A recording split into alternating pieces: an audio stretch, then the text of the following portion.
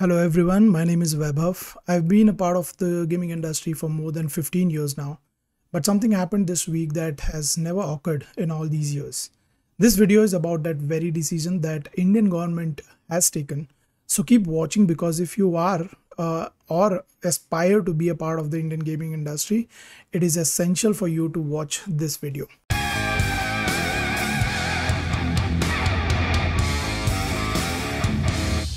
So yesterday, Indian government has announced that online gaming, horse racing and casinos will be now taxed at 28% each.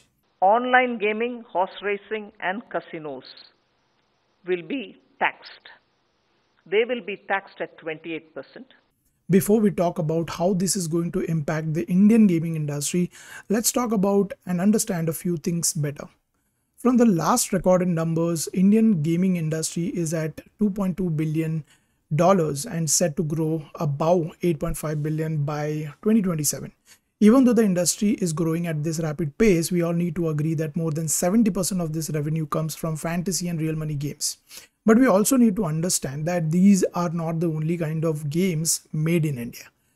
Gaming industry in India makes a different category of games. A few months back, the industry also argued and helped the government of India to understand that gaming and gambling are two separate things and need to be segregated. Traditional games, typical mobile games, games on Google Play Store, Apple App Store and alternate mobile stores. There is no money involved, neither in the entry fees or the winnings. Then there is a bigger chunk of fantasy and real money games that definitely involves money transactions. There is entry fee involved as well as a motivation for the player to win money in return. Now, there is still a big debate on games based on chance versus skills within this category, but that is a separate topic of discussion. But just to give you a gist of it, gaming typically involves an element of skill, strategy, or decision making. Players can improve their abilities through practice and experience. While chance may play a role in certain games, the outcome is primarily determined by the player's skills. In contrast, gambling relies more heavily on chance and luck.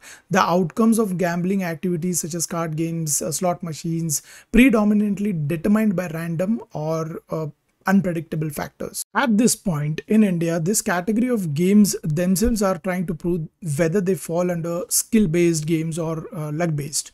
But the whole point is there is betting and wagers involved in these games.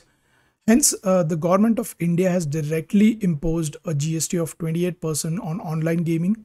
Now, to conclude, this does not impact the traditional non-real money games. Although it's going to be a tough ride for the RMG and fantasy sports companies to make the kind of money they used to make before, but traditional mobile game industry is not affected by this. So basically, contrary to the belief that the entire Indian gaming industry is severely affected by this incident, it is incorrect to make such a sweeping statement. Coming back to the impacts for RMG and fantasy games, there are a lot. Starting with the loss of motivation for the player. Now consider this example. If the game is 100 rupees, GST takes away 28 rupees from the pool, platform takes another 10%, which roughly brings the remaining number to 64 rupees. Now if the win for the player is 120 rupees, which is only 20 above the money he invested, the player again has to pay 30% tax on the winnings, which brings the takeaway of only rupees 6 for the player. Technically, there is no motivation for the player here, and if there is no motivation, there is no engagement on these platforms, eventually cutting down the overall revenue to at least 70 to 80%. If the government's motive behind this action is to generate additional tax revenue, it is important to consider that a decline in players on the platform would result in fewer transactions taking place. Consequently, this could lead to a decrease in overall tax collection, as there would be limited opportunities for even transactions to occur. This might also result in impact on the players, overall. Impact on the industry to a certain extent, as a few jobs are definitely going, and a competitive advantage to the companies outside India which do not fall under this bracket at all.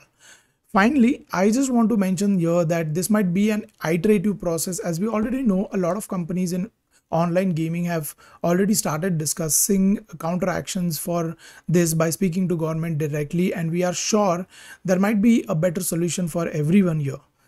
Summarizing it again, that this does not impact the overall Indian gaming industry, because fantasy RMG games are a part of the industry and not the complete industry. If this video helped you understand this whole ruckus better, do like it. If you have more opinions, please put down in the comment section below. If you are watching me for the first time, do subscribe to the channel on YouTube and follow me on Instagram for more such informative videos on the Indian gaming industry.